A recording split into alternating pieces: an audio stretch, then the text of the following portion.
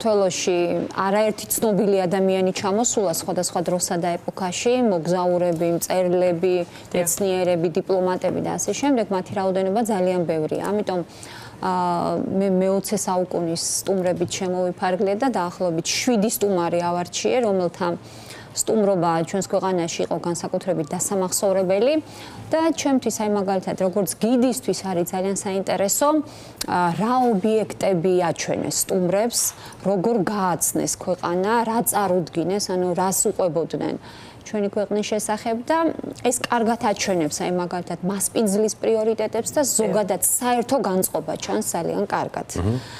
7 ცნობილი სტუმარი დავალაგოთ ქრონოლოგიური თანმიმდევრობით და ერთ-ერთი პირველი ეს 1953 წელს გვეწვია სტალინის გარდაცვალებიდან დაახლოებით რამდენიმე თვის შემდეგ ეს იყო ინდირა განდი, ცნობილი ერთ-ერთი ყველაზე ცნობილი 1000 წლეულის მანძილზე ერთ-ერთი ყველაზე ცნობილი ქალბატონი, ერთადერთი ქალი პრემიერ-მინისტრი ინდოეთის, თუმცა მისი სტუმრობის დროს ინდირა განდი ჯერ კიდევ არ იყო პრემიერ-მინისტრი, ის იყო პრემიერ-მინისტრ ჯავაჰარლალ ნერუს ქალიშვილი. 2 წლის შემდეგ ის მამამისთან უკვე ოფიციალური ვიზიტით იყო ჩამოსული საქართველოში და ძალიან საინტერესო არის ზუსტად აი ეს მიმართულება. ეხლა არსებობს არაერთი ფოტო და ვიდეო მასალა. მოდი ვნახოთ როგორ დახვდნენ ინდირა განდის დაახლოებით წუთნახევრიანი ვიდეოა და რა ობიექტები აჩვენეს და ამის შემდეგ ვიმსჯელოთ.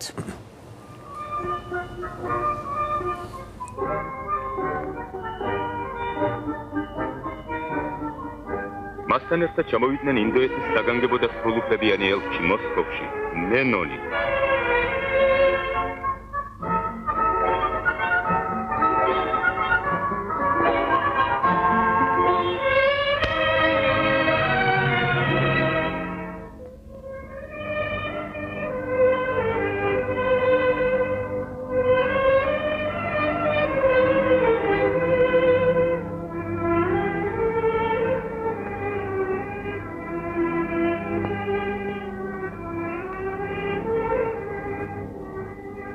სტუმრები გაეცნენ დედაქალაქის ღირსშესანიშნაობებს. დაათვალიერეს ყოფილი ავლაბრის არალეგალური ბოლშევიკური სტამბა.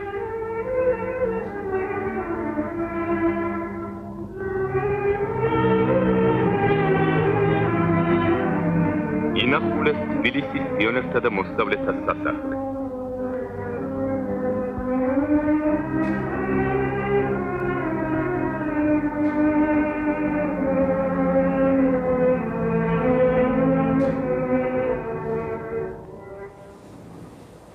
როგორც ხედავთ, ინდირა განდის აჩვენეს ავლაბრის არალეგალური სტამბა. ეს სტამბა სტალინს დაუკავშირდა 1937 წელს გაიხსნა ეს სტამბა. სინამდვილეში და დაუკავშირდა სტალინს, ან ბერიას ინიციატივით. თვითონ სტამბა ნამდვილად მუშაობდა 1903-1906 წლებში, მაგრამ მას არანაირი კავშირი არ ჰქონდა სტალინთან ნამდვილად. უბრალოდ 37 წლისთვის, როდესაც იქმნებოდა, ასე ვთქვათ, ბელადის ბიოგრაფია, გორში გაიხსნა სტალინის სახლი და თბილისში ეს ავლაბრის სტამბა და ყველა მოსული სტუმარი, ანუ პატივსაცემი ადამიანი მიყავდათ აი ამ სტამბაში. აი ხედავთ თქვენს ფოტოებზე ამ სტამბის ფრაგმენტებს. უბრალოდ ძალიან მარტივი გადამოწმება საკმარისია იმისათვის, რომ მივხვდეთ ეს სტამბა არის თუ არა რეალურად სტალინთან კავშირში, როცა ის ფუნქციონირებდა რეალურად, ეს არის საიდუმლო გეგმა, ასე ვთქვათ, ამ სტამბის. ამ პერიოდში სტალინი საერთოდ საპატიმროში იყო და მე მახსოვს ერთხელ, როდესაც ჩემმა სტუმრებმა მუზეუმის მასპინძელს კითხეს, თუ საიდან მოიტანა სტალინმა თანხა ფული აი ამ სტამბის, მაგალითად ბერლინიდან ჩამოსატანად გასამართად, მეც დავინტერესდი რა პასუხს გასცემდნენ და უთხრეს, რომ მოხდა ბანკის ძარცვა, იქ დიდი ფული იშოვეს და აი ამ ფულით იქნა ეს სტამბა გახსნილი. სინამდვილეში სტამბა 1906 წელს ააფეთქა მთავრობამ და ბანკის ძარცვა მოხდა 1907 წელს. ანუ ძალიან აბსოლუტურად კავშირში არ არის. აღრეული მოვლენები და ფაქტები ერთმანეთთან კი, მარტივად შეიძლება. რაღაცნაირად შექმნა და მიაწებო. რა თქმა უნდა, 1937 წლიდან უკვე ის უკავშირდება სტალინს. შემდეგ აი პიონერთა სასახლის ჩვენებით, ანუ ამით რისი ჩვენება უნდათ, აი მაგალითად საბჭოთა ხელისუფლება როგორ ზრდის მომავალ თაობას. გარდა მაგალითად სავალდებულო განათლებისა, როგორ აძლევს მას დამატებით აი კულტურული განვითარების შესაძლებლობას. ეს ესეც იყო აი ერთგვარი პროპაგანდისტული რაღაცა ობიექტი, რომელიც აჩვენეს ინდირა განდის. კი ბატონო, სხვა სტუმრებიც ნახოთ, დაახლოებით 1 წლის შემდეგ ისევ ინდოეთიდან ჩამოდის ძალიან ცნობილი სტუმარი, მაშინ ყველასთვის საყვარელი რაჯ კაპური, ინდოეთის ჩარლი ჩაპლინად, ინდოელ ჩარლი ჩაპლინად წოდებული და აი, ხედავთ ახლა ეს ძალიან ცნობილ ფრაგმენტს ფილმიდან ავარა, რომელიც 1951 წელს გადაიღეს. ეს ფილმი დარჩა მაინც ფავორიტად, არა, საბჭოთა მაყურებლისთვის, მიუხედავად იმისა, რომ შემდეგ კიდე გამოვიდა რამდენიმე ფილმი მისი მონაწილეობით, რომელსაც ასევე დიდი აღიარება ჰქონდა. კი ბატონო, 51 წელს კი გამოვიდა ეს ფილმი, მაგრამ მაშინ საბჭოთა რესპუბლიკებისთვის 1954 წელს გახდა, ასე ვთქვათ, მისი ნახვა შესაძლებელი და ნახვებმა მოხსნა ყოველგვარი რეკორდი, ანუ ეს და ალბათ ამას უკავშირდებოდა მისი სტუმრობაც, რადგან ძალიან პოპულარული იყო. შესაძლებელი 1954 წელს, ამავე წელს ჩამოვიდა აი პოპულარობის ზენიტში, რასაც ქვია. და როცა ბარათებიც იყო ხელმისაწვდომი ადამიანებისთვის მისი გამოსახულებით და ამ ფილმებიდან მუსიკა გადიოდა რადიო. მაგალითად, ახლა რამე რო არ გამომჩეს, აკაკი ხორავა დახვდა აეროპორტში მაგალითად. წაიყვანეს კინოსტუდია ქართული ფილმის პავილიონში, სადაც იქ მიმდინარეობდა გადაღება ფილმისა. ისინი ჩამოვიდნენ მთიდან, იყო ესეთი ფილმი, პირადად გაიცნო ლეილა აბაშიძე. და ყავდათ ასევე რუსთაველის თეატრში, სადაც ოტელოს თვითონ აკაკი ხორავა თამაშობდა და არის კადრები, სადაც ის ფუნიკულიორზე ყავდათ აყვანილი და იქიდან გააჩვენეს ზეთხედი. და ერთი ასეთი კითხვა მაქვს, ბოდიში გაგაწყვეტეთ, აი ეს ზოგადად საბჭოთა ადამიანის სიყვარული ინდური კინოს მიმართ, ეს მართლა რაღაცა ცნობილია, ხო? ძალიან ცნობილია. რა არის ამის გამომწვევი მიზეზი, როგორ ფიქრობ? ალბათ მაინც მე თავი შევიკავება მიზეზების დადგენისგან, უფრო ალბათ სპეციალისტებს ჯობია ვკითხოთ, მაგრამ ეს რომ დიდი ბუმი იყო და კი, საკმაოდ ხო. ყველაზე მეტად რომ საბჭოთა კავშირის რესპუბლიკებში იცნობდნენ ამ უწყინარ ფილმებს ჩვენი აზრით, ესეც ნამდვილად ფაქტია და რაჯ კაპურიც იყო ამის შემსწრე, რომ ისეთი ამბავი ხდებოდა ქვეყანაში.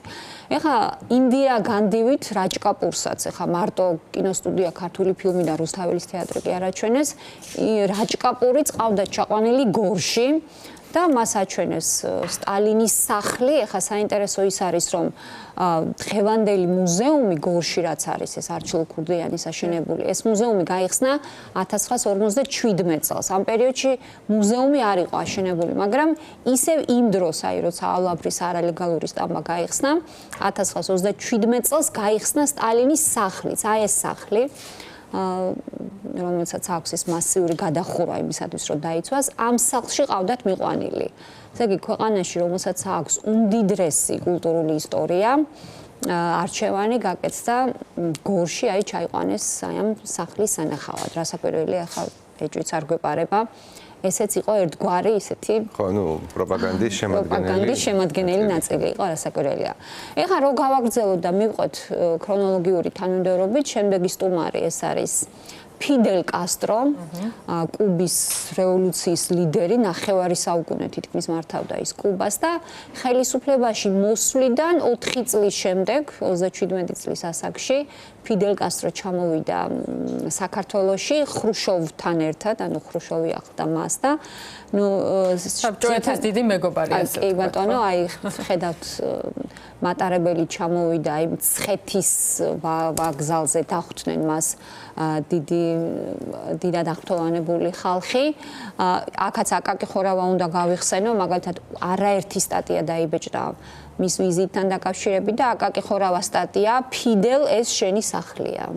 ესეთი ამბავი იყო, სოჭიდან ჩამოვიდა, მას ვასილ ჟავანაძე დახვდა და ეხლა რა აჩვენეს ფიდელ კასტროს? ფიდელ კასტროს აჩვენეს თბილისის შედარებით ახალი უბნები ვაკე და საბურთალო, როგორც სოციალისტური ქალაქის სიმბოლო და რითაც აი ასე ამაყობდნენ მაშინელი კომუნისტები და გაისერნეს რუსთაველზე.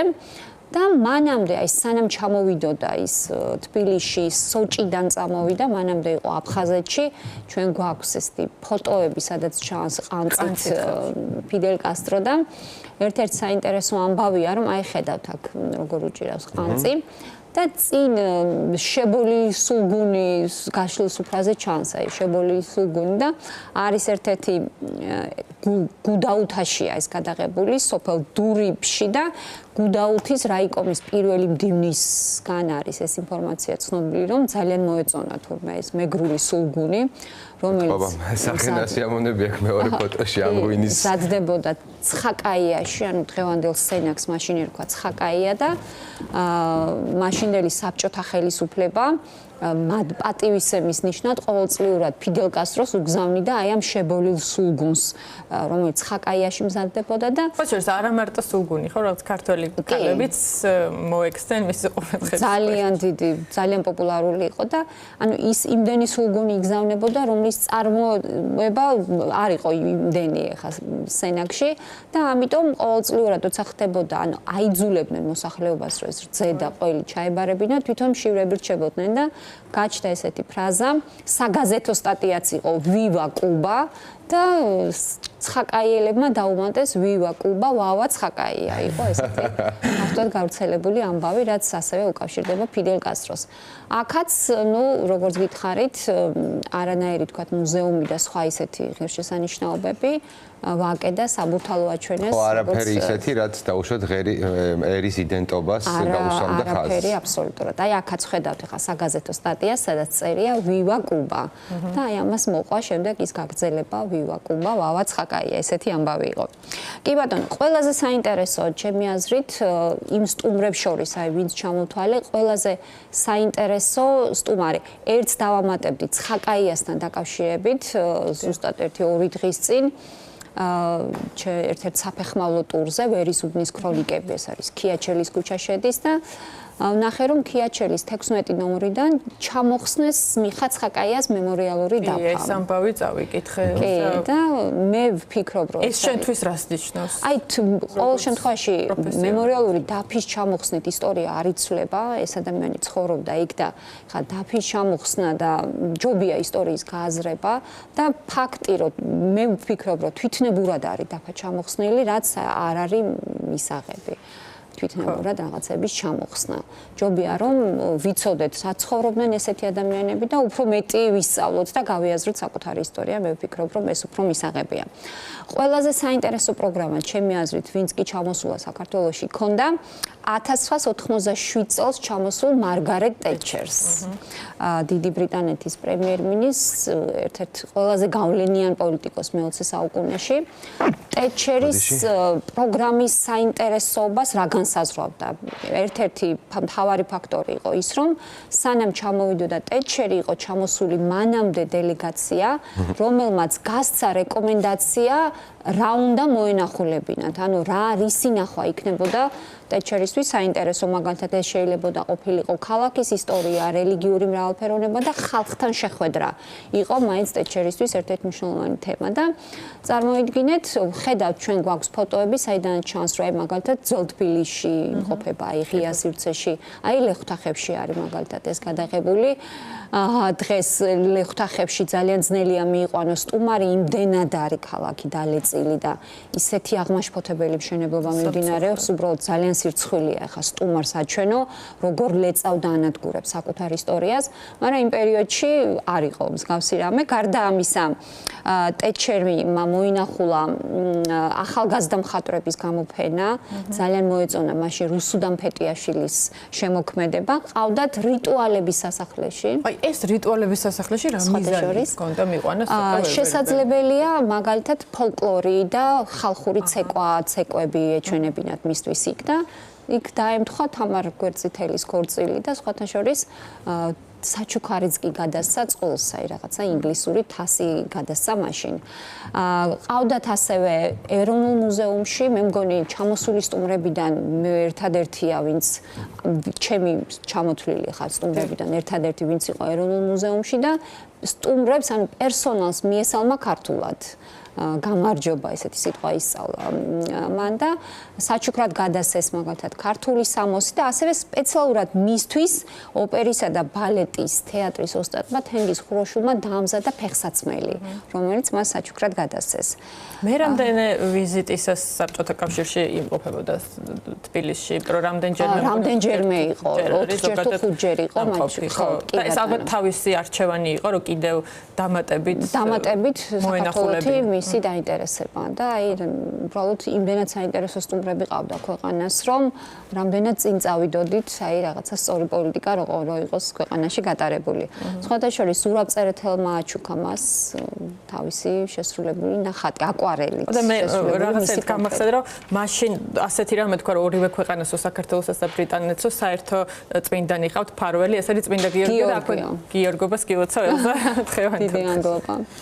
კი ბატონო, ესეთი ძალიან საინტერესო სტუმრობა იყო ჩემი აზრით, ერთ-ერთი ყველაზე გამორჩეული. შემდეგ შენ რომ მივყვეთ ქრონოლოგიურად, 1 წლის შემდეგ 1988 წელს ძალიან საინტერესო სტუმარი ყავდა. მარჩელო მასტროიანი, სუმცირე, რომ ვაკვირდები აი სიას რა ხალხი ჩამოდიოდა საქართველოში, აი საერთოდ სხვაგან უნდა ვიყოთ ჩემი აზრით. 1988 წელს ჩამოვიდა, 3 დღე დარჩა. და აქაც შეგვიძლია ვნახოთ აი პატარა ვიდეო, რა ნახა მარჩელო მასტროიანმა სატყავდათ.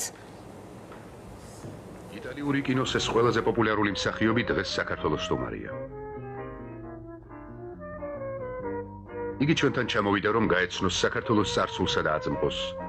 ქართული კინოს ოსტატებთან მოისაუბროს ქართულ ფილმებში მისი მონაწილეობის შესაძლებლობებზე. მარჩელო მასტროიანიმ დაათვალიერა ქართული ხუროთმოძღვრების უძველესი ძეგლი ჯვრის მონასტერი. იყო გორში, მოინახულა ქალაქის ისტორიული ადგილები.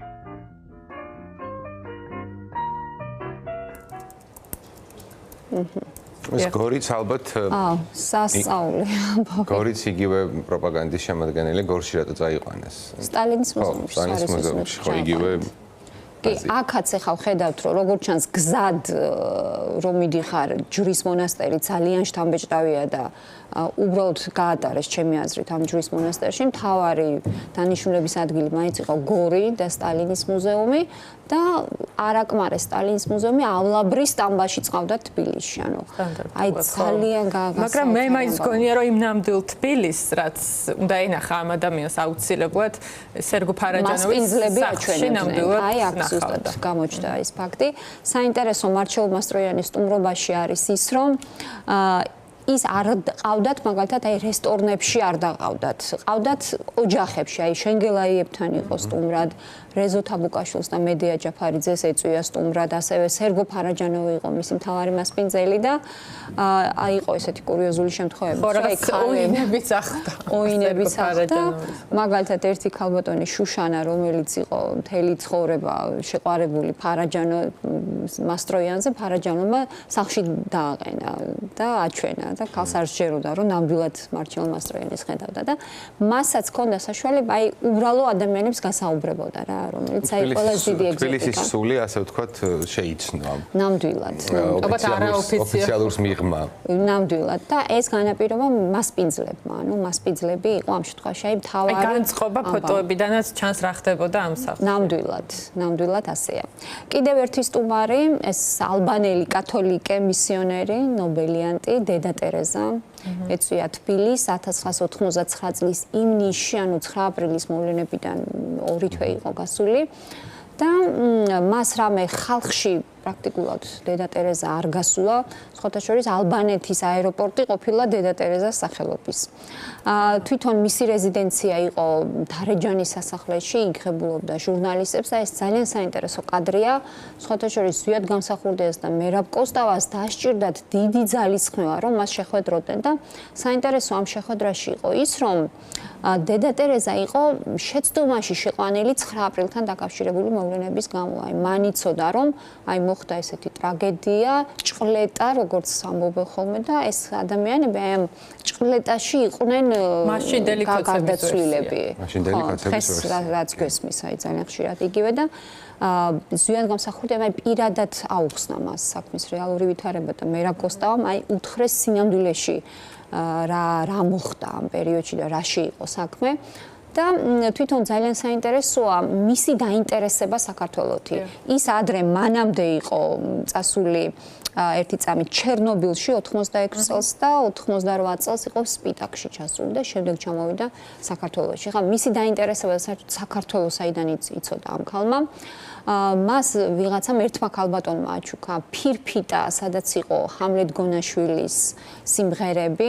ეხა ვინ და როგორ აჩუქა ეს ძალიან შორს აგვიყვანს და ერთ ფირფიტა იწყებოდა აი ურმულით და აი იმდენად დიდი შთაბეჭდილება მოახდინა მასზე ამ სიმღერამ, რომ აი ტიროდაო, როდესაც ამას უსმენ და მაშინ დაინტერესდა, რომ რა ქვეყანაა ეს და რა ენაა და საერთოდ სათხდება ესეთი სიმღერის შესრულებაო და აი ზუსტად მაშინ გააცნეს მას საქართველო და როგორც კი გაიგო, რომ ესეთი მოვლენები იყო, აი მაშინ ჩამოვიდა საქართველოში, ესეც ერთგვარი ესეთი შენ თქვი რომ კოსტავას და გამსახურდიას გაუჭირდათ მისი ნახვა, ანუ ხომ არიცი რა მაინც იმ პერიოდის საბჭოთა ხელისუფლება ერიდებოდა მის გამოჩენას ესე საჯაროდ დედა ტერეზას. თუმცა 9 აპრილის ღამეს მოწამულების მონახულება მაინც შეძლო. აუცილებლად მოახერხა მან და პლუს დატოვა რაღაცა ჯგუფი, რომელიც უფრო მეტად მიაქცევდა მათ ყურადღებას.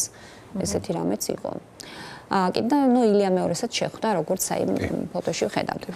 და ბოლოს სტუმარი დღეისთვის ყველა დროის მომღერალი, ესე ვიტყოდი, რეი ჩარლზი, იყო ჩამოსული საქართველოში 1996 წელს. კონტრაქტით ახლა მას არანაირი პრესკონფერენცია, არაფერი არ შედიოდა მის პროგრამაში, ის ცხოვრობდა შეერატონში და იყო მხოლოდ სასტუმროში. ბრავო რეკორდსმა ჩამოიყვანა მაშინ და იყო მაშინ ესეთი ჭორები გავრცელდა, რომ წაიყვანეს მცხეთაშიო და ათვალიერეს მცხეთაო, რომელიც ძალიან მოეწონაო, ესეთი იყო ესეთი რაღაცები ვრცელდებოდა და პირადად შეხვდა ერთადერთი შეხვედრა, ვისთანაც ჰქონდა რეი ჩარლზ, ეს იყო შევარდნაძე კანცელარიაში და საბოლოო ჯამში რისი თქმა მინდა დღევანდელი პატარა ესეთი ჩანართით, ანუ სუშვიდი სტუმარი ვაჩვენე, აი თუ რა აჩვენეს ამ სტუმრებს. რამდენად მნიშვნელოვანია, რომ ჩვენ ვიყოთ, აი ჩვენს ქვეყანაში ჩამოსული სტუმრების კარგი მასპინძლები და ხო და რას გულისხმობს ეს კარგი მასპინძლობა? პირველ რიგში ჩვენ თვითონ უნდა ვიცოდეთ საკუთარი ქალაქის ისტორია, საკუთარი ქვეყნის ისტორია და უნდა სწორად წარვადგინოთ ის. ამასინათ ვუყურებდი გადაცემას და უცხოელმა მომღერალს ვიღაცამ უთხრა, რომ მეო ქართველი ვარო. და უიო საქართველო ვაიმე თქვენი ხაჭაპური, ანუ საქართველოს ხსენებაზე აი პირველი ადამიანს გაახსენდა ხაჭაპური. კუჭი. ხაჭაპური ხინკალი, იმიტომ რომ რაღაცა მასპინძლობის ის ფორმა გვაქვს თითქოს არჩეული, რომ განსაკუთრებით ჩრდილოელი სტუმრებისთვის, რომ რაღაცა რესტორანში რაღაც კუჭი ამოივსონ საჭმელად. სამწუხაროა, აი ძალიან სევდიანია, როდესაც ასეთი კულტურის ქვეყანას და ჩვენ იმდენი რამე გვაქვს ხობისთვის გასაზიარებელი, აქედან წასული სტუმარი, რომ აი ხაჭაპური შთაბეჭდილებით მიდის, ეს უკიდურესად სამწუხაროა და ეს როგორღაც უნდა გამოვასწოროთ. ნამდვილად. ძალიან დიდი